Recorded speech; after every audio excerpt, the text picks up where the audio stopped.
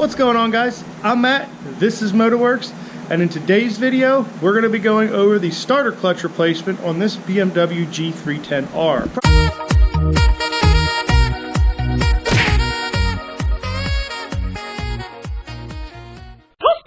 I believe the process should be the same on the G310R as well as the GS. Just how to get to the actual engine might be slightly different, but once you get access to the engine, I believe the process is going to be identical. I don't know 100% for sure, so do a little bit of your own research. I know this will work on the G310R because that's what we're going to be working on today.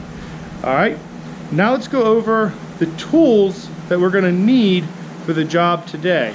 A 1/2 inch 3/8 ratchet, both 1/2 inch and 3/8. A 15mm socket, a 12mm socket, a 24mm socket, a 5mm Allen wrench or Allen socket, a 4mm Allen socket, as well as a 3-inch 3/8 extension. We'll need a die, a 6x1.0 die, a punch, all right, centering punch, a hammer, some Loctite. I have both blue and red Loctite. We'll need brake cleaner, an adjustable wrench, the BMW special tool, the part number is written on there, or suitable tool that will work just like this one, a BMW locating pin, there's a part number for that on there, an impact wrench.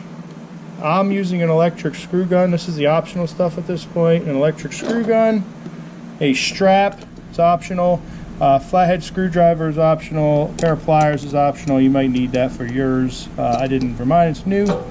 You will also need a torque wrench. Either kind works. Either the bar type or a click type torque wrench will work. Those are the tools we need. Now, one special tool that I made and makes this job a lot easier, it's also an optional tool you don't need, but I made some locating bolts for when we take the stator cover off. These make it easier to put the stator cover back on. You certainly don't need these aren't required, but it does make the job a little bit easier for you. And all I did is just took a long bolt. This is probably a 6mm by 6x1 thread bolt, and it's about 90 to 100 millimeters long. And all I did is cut the top of the bolt head off and tapered it. So that's a special tool, but it's not necessary. It's something that is very helpful, and you'll see in a minute why. And also a magnet. All right, so that's what we need for the job. Let's go ahead and get the job started. All right, guys, now before we start this job, one thing I recommend you do is either have a lift or some way of holding the bike upright. All right, just like the bike is sitting here, it's sitting nice and straight up and down. The only reason is we're working on the left side of the bike, and if it's on the side stand, you're number one gonna lose some oil. So that's going to be leaking out of the left side once the cover's off. And there's parts in there that it's just a lot easier if the bike's centered to keep those parts that are inside there in place. And as soon as I get the cover off, you'll see what I mean. But if you can, get a lift or get some type of stand to hold this bike upright. Or hey, maybe you have a friend that's not doing anything. They can just sit on the seat and hold the bike upright while you do it. Job doesn't take super long, but I highly recommend that you have the bike sitting up and down just like this one is here. All right, everything we need to do is going to be on the left side of the bike, and if you watched my how to diagnose a faulty starter clutch video, you already know that the starter clutch is behind this cover here on the left side. This is called the stator cover. So what we have to do is remove this stator cover. Now this is optional. I prefer to remove the belly pan. The reason for that is if you drop a bolt or drop a part, it's very likely that it's going to fall down into that belly pan. So it's just 4 nuts. They're 12mm. Just take that off and then you don't have to worry about it because if you drop a nut in there or a bolt in there, you're gonna have to take the belly pan off anyway, so just get it out of the way, then if it falls, it just falls straight down. All right, after you take the belly pan off, then you want to come in and remove, there are 1, 2, 3, 4, 5, 6, 7, 8, 9, 10, about 10 bolts that hold this cover on, and there's 3 bolts that hold the sprocket cover on. We have to remove the sprocket cover here, just the 3 bolts, and then the 10 bolts to hold the stator cover on, and then pull this straight out.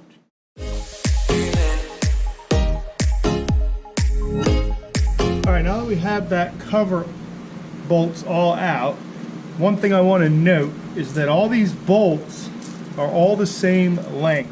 Now they are a different length than the sprocket cover, so you want to make sure that you keep the sprocket cover bolts and the stator cover bolts separate. They are a different length, but just keep those together, and what I like to do is just leave the sprocket bolts in the sprocket cover and set that off to the side. Alright, now that we have all the bolts out, and just go ahead and go around, verify that they are indeed all out. This part here, we want to make sure we take our time and remove this straight out. You don't want to get it cocked sideways, up, down, any which way. You want to pull straight out, as straight out as possible on here. Now this is a new bike. This is going to be relatively easy to remove. Now if this is an older bike, I'll show you. Again, if this was an older bike, it actually has tabs where you can pry on this cover to pull it off. So it does have tabs on there. You can actually get something that pries and pry that cover off a little bit at a time. So it looks like there's 3 points where you can pry on that. There, and then there's one down here. And all you do, just make sure you get any wires out of the way. We'll come in behind this wire here, and you just pry out. And basically what you're doing when you're prying out is you're just breaking that gasket's seal the whole way around. You come around to where there's a pry point, and you push out on it just enough to get it to move off of there. And if you have to, you can come back here and pry out on that as well. But since this is a new bike, that's gonna come off relatively easily. I think this bike only has about 200 some miles on it, so that's how you would pry it off if this was older and this was stuck on there. But now I'll show you how to actually remove this cover. All right, now to remove the cover, we just want to come in. I'm going to grab it at a good spot. So this hose and then the back here, and after we pried and made sure it was loose the whole way around, we'll then just kind of wiggle it back and forth slightly if we need to, and pull straight out. All right, we want to pull straight out on that cover, straight out as possible. Now it's going to have resistance when it comes off because this is magnetic, and this in here is the stator. This is the magneto.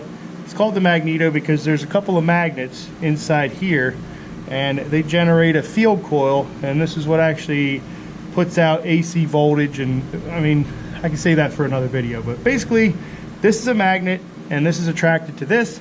So that's why it does take some force to pull out on this cover. All right, so once we have that off, what I'll then do is just take our tie down. Just gonna hold it tight enough so that it's out of the way. All right, and then it's kind of hands-free. Again, it's not under a super amount of tension, but now it's hands-free, and we can actually come in here and fix the issue. All right, now that we have this cover off and out of the way, I want to show you all the parts that can cause issue on this bike in particular when you're taking this cover off.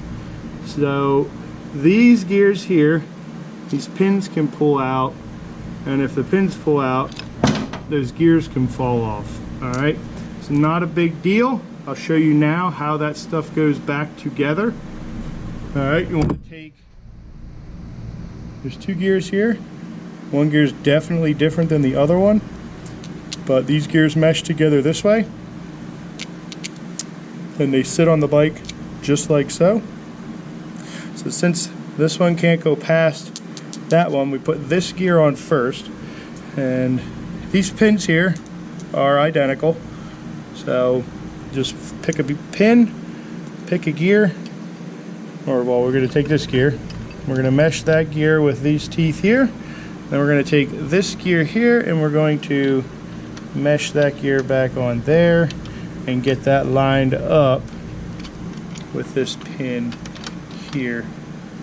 Alright, so if those fall off, that's how those go back together. Alright, so another item that could fall off is this breather right here, and that could fall out of there and fall onto your towel.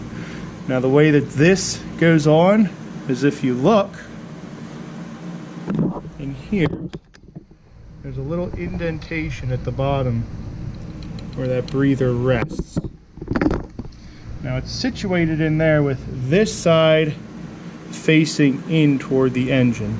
And then that little recess there is just this tab right here. If you could see that. It's just that tab right there just needs to sit inside that little recess inside there like so. You just want to slide that back on. Make sure that you have everything lined up, and that should sit in there flush once you have it all lined up. Look in there, see what I see. There we go. Alright. It's flush in there. That's good. That's situated back in there. The other thing that you're going to run into are these dowel pins. These are situated in the case. One goes here and one goes on the bottom here. Alright. A lot of times when you take these off, they get stuck in the cover here. So I like to just pull those out. Alright, these dowel pins here. Now these are just hand tight. A lot of times these get stuck in there, corroded. You want to make sure to have a pair of pliers on hand in case you do have to pull those out. But it's a good rule of thumb to insert those back onto the engine side of things, because it's a good location point for the gasket to rest on those. So just put those where they go for now. I may have to remove them in a little bit, but you just want to make sure that that stuff's on there, so when you put your gasket back on, it has a spot to rest, so it lines the gasket up perfectly. Alright, so those are the little items that you're going to run into, and that's how you set those up. Now let's talk about removing this magneto right here. What we need to do now is turn this engine over until we find top dead center. Now BMW has made this easy for us with the inclusion of this pin right here, which will actually lock this bike in top dead center. On the crank, when the engine is at top dead center, there is a little hole that is just the size of this pin here. Alright, now the way that this works is on the right side of the bike, there's a little plug, and I'll show you in a minute, that's situated on the outside of the right case. Now what you do is you take that plug out and you insert this pin through the little hole there on the case, and that'll go through the inner case, and as long as you have the bike at top dead center, it'll allow that little hole's opening to be exposed. And then all you'll do is just insert the pin the whole way through, and that'll actually lock the crank in top dead center, so you can then remove the bolt that you have to remove, or the nut you have to remove. And I'll show you what I mean. I'll show you what's too much, and I'll show you what's not enough, so that way you understand how to do that there. But that's what this next step is. Again, it's a crude drawing, but hopefully it gives you kind of a visual as to what I'm actually doing. Alright, so this is the little cap I was telling you about. It's just a 5mm Allen. Loosen that. There is a crush washer on the back of that, so just be careful you don't lose that crush washer when removing it. That is reusable, so you can reuse that. Now, this is what I was saying. When you take this pin here, it locates top dead center. You're going to insert that in there, and if you're at top dead center, the crank will not rotate at all. So I'll show you there. That went the whole way in. Alright, so that did go the whole way in, but that doesn't actually have the crankshaft locked at top dead center. And all right, with that in there, this crank shouldn't move at all. So I shouldn't be able to move this at all, forward or backward. Let's see. So it doesn't move that way, but I can move. There's still movement in the crank. All right, forward and backward. That still moves. All right, so that's not locked in. I can move that quite a bit. All right, so that's one way you can have that installed incorrectly. Another way I'll show you, I'll just turn the engine over a little bit more.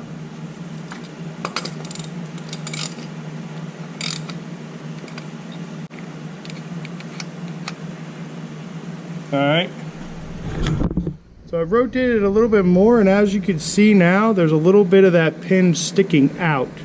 All right, so that means that it's not close.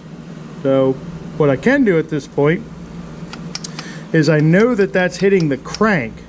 So what now we could do is turn the engine over slowly until that locks into that locating pin. All right, and you can go forward or backward.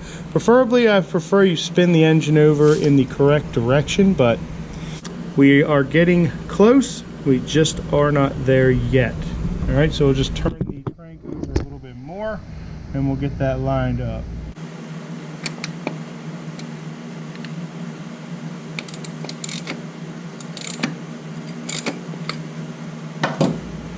All right, so you saw that kind of settle in there as I slowly turn the crank over. Notice it's fully seated in there, and if we go over to the other side, when I go to turn the engine over now, it doesn't move at all this way or this way. All right, so that's locked in place. That doesn't move at all. All right, now with it locked in place, we can remove this nut. The lefty-loosey standard thread. It's pretty tight, but it's not really super tight. All right, now that we have that nut off, we can take our removal tool and actually remove this magneto. One thing I forgot to mention before we actually remove this magneto here, we want to remove this 4mm Allen bolt back here that holds the gear locator, I'll call it. I don't know, it's just a little plastic assembly that keeps the starter gear in place on the back here. All right, you just got to remove this little plastic cover here, or protector, whatever, locator, whatever you want to call it. Move that there. Now we'll take our BMW tool and we will first back this out as far as we can without going the whole way. And then this is just standard thread. We'll thread this on the end of the cover here till that gets hand tight. And then we got to back this out as far as we can. We want this to go all the way down till it stops and is flush. That way it's got as much bite on those threads as it can have. Once we do that, then we'll just thread this portion in here. Now we do have the crank locked in place, so we can just take our 15mm socket, which is what this tool takes, and we'll just tighten this down, and you're going to listen for a pop. And that once you hear that pop, then you should be able to remove the magneto assembly. Oh, that one was quiet. Alright, that's loose. We'll remove the tool first. Take our fingers and we'll hold on to the back of this gear and we'll pull straight out.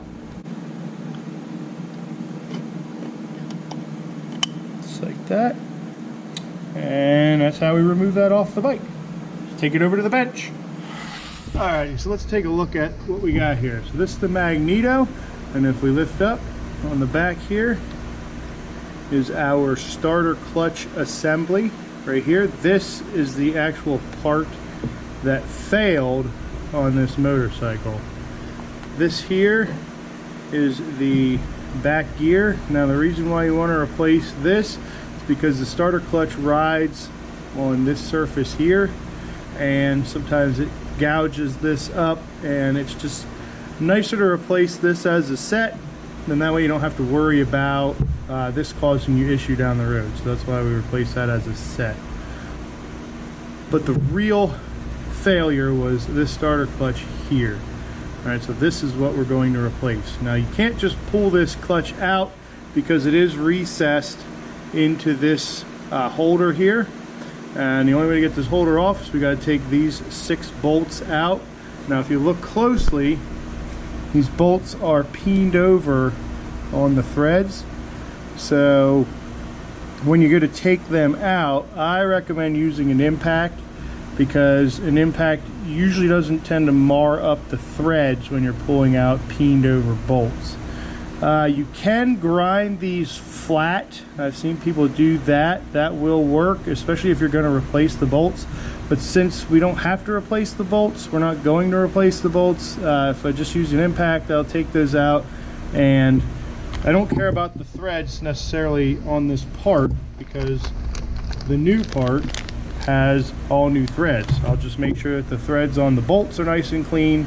If I run into an issue where the threads on the bolt are not clean, I will just get new bolts, but I've not had a problem yet doing it this way, so I'd say go for it. But if you're going to order the parts, maybe get some extra bolts.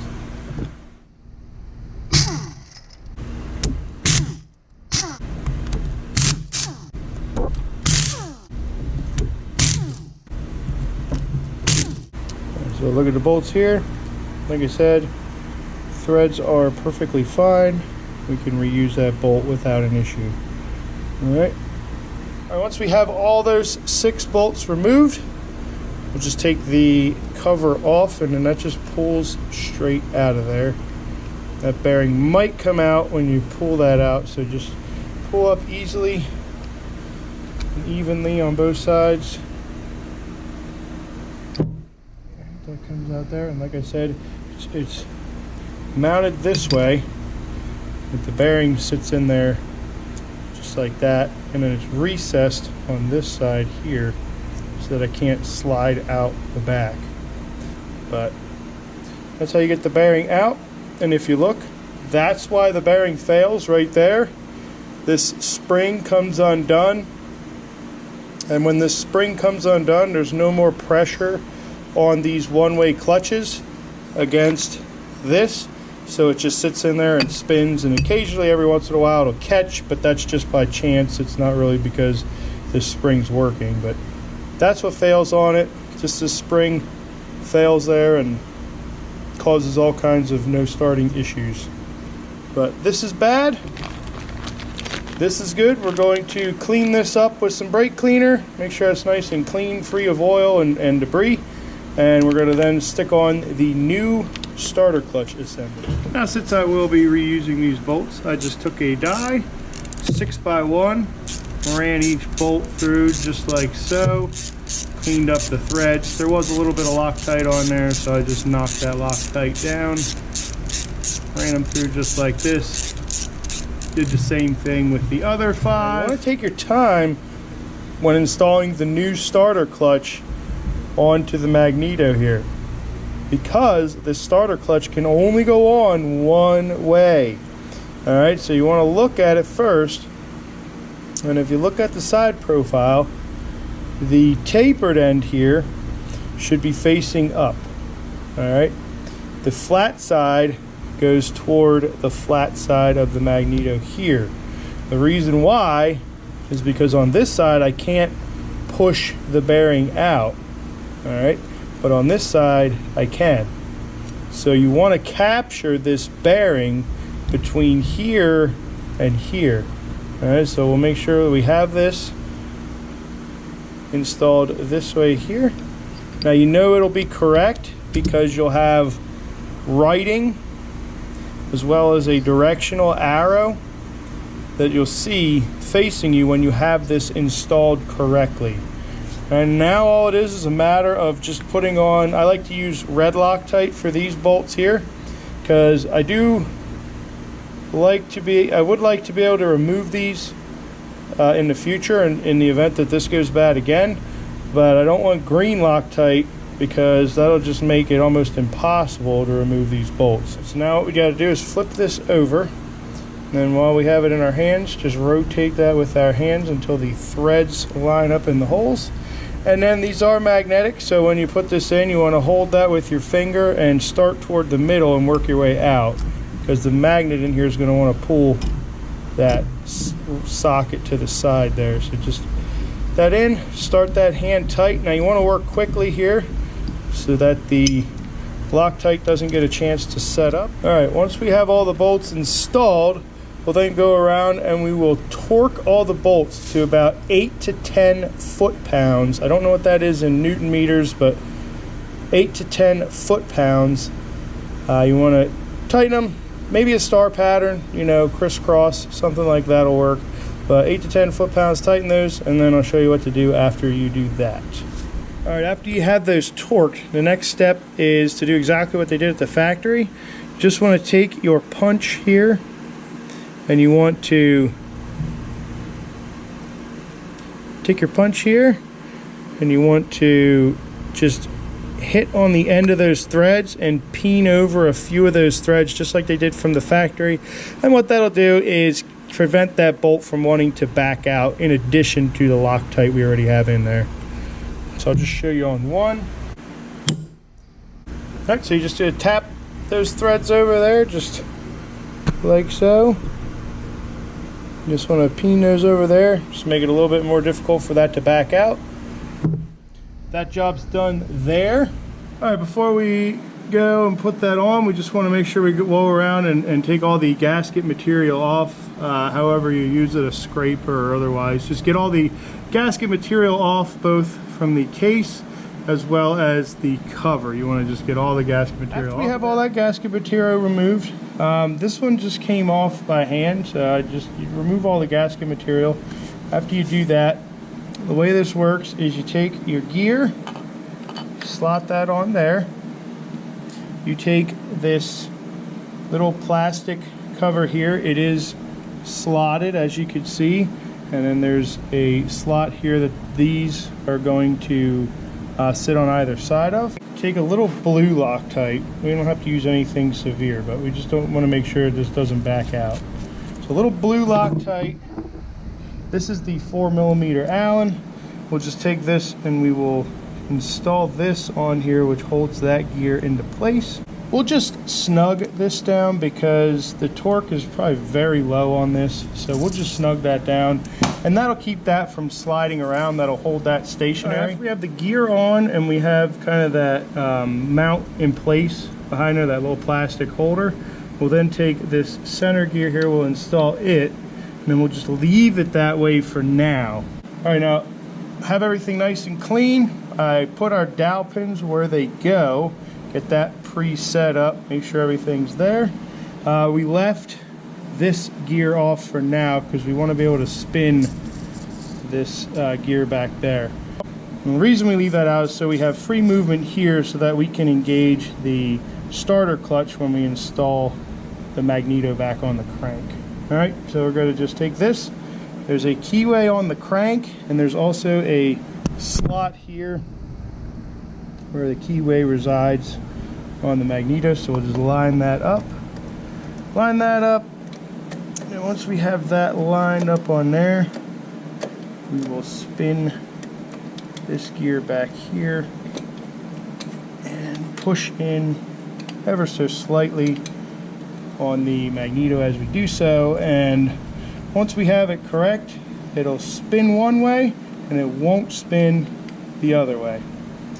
After we have this installed on there, we can then reinstall this gear here between the starter and the other gears, just like I had shown you how to do prior. Just want to get that stuff lined up. That's all set up. Now all we have to do is come back here, take this nut and some blue Loctite, since we still have the clutch. Take some blue Loctite on the threads there. There is already some blue Loctite on there. We'll just take a little bit of blue Loctite. We'll thread that on there. We will set our torque wrench to 90 foot-pounds. I believe the torque spec is 87, but we'll set ours to 90 for good measure. We don't want this to come back off.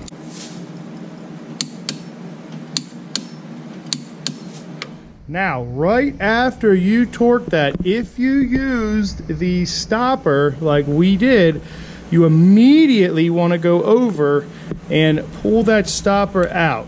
All right, everything's torqued down, everything's good. You don't have to worry about that anymore. Pull this out.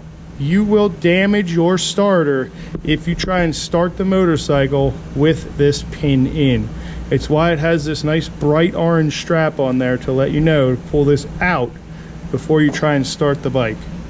Sounds funny, but I've seen people leave that in, and it was never a good thing when they did. So after you pull that out, you also want to make sure to put the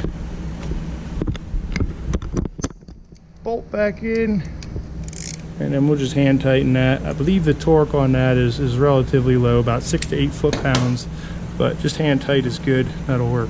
All right, that's in.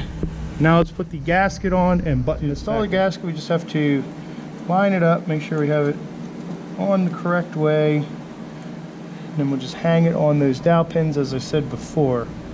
Now, having old bolts around the shop is a great thing. These are custom made locating pins, as I like to call them, because I ground the top of the bolt head off and I made these nice little pins for mounting covers such as this. All they do is just thread into the bolt holes that are already there, and they help locate this cover, because when you go to put this cover on, again, this is a magnet and the part inside is magnetic, so it's going to want to pull that on there regardless if you have it straight or not. So these guide pins, as I have set up here, will kind of help guide that on there straight so that it doesn't want to pull it one way or the other. All right, so we're going to take this off here, and we're going to make sure that our stator wire is inserted correctly, and we will set this on our guide pins in the proper location. Watch your fingers, this is going to want to pull in tightly. One last setup of the stator wires there, and make sure that this wire back here is out of the way. We'll just put this behind these threads here so it doesn't get pinched between the cover. Alright, so once we're on our guide pins and we're kind of square, we'll just slide that on and that'll kind of draw itself in.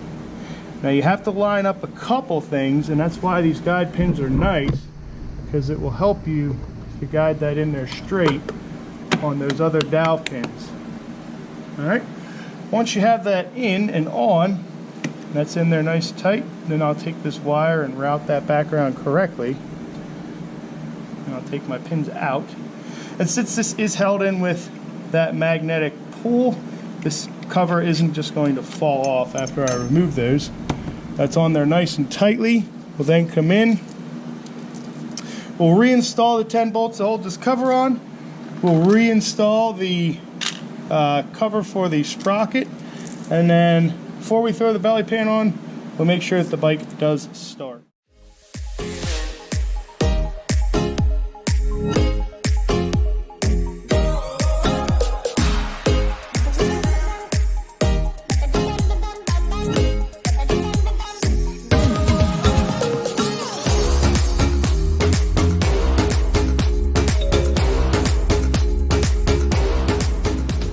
Alright guys, moment of truth. Again, I left the belly pan off just to make sure that this does start.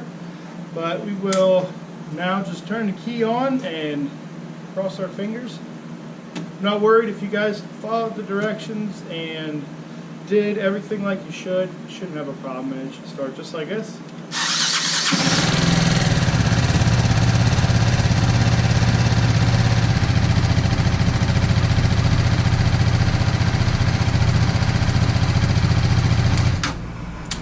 Starter on this one sounds a little rough, so I might actually end up replacing the starter, but we'll save that for another video.